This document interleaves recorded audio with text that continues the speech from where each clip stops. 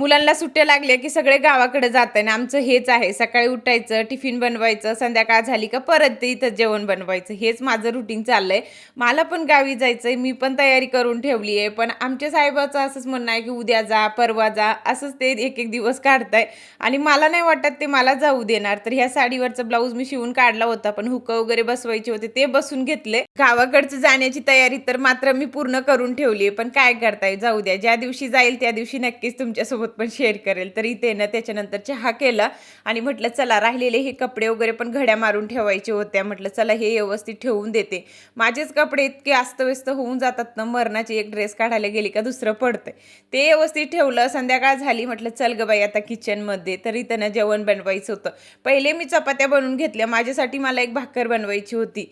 तर एक भाकरसाठी ना सगळं म्हणजे राहाडं पांगवायला मला काही आवडत नाही म्हणून मी कोलपाटवरच करून घेत असते आणि त्याच्यावर एक भाकर सहज जमून जाते.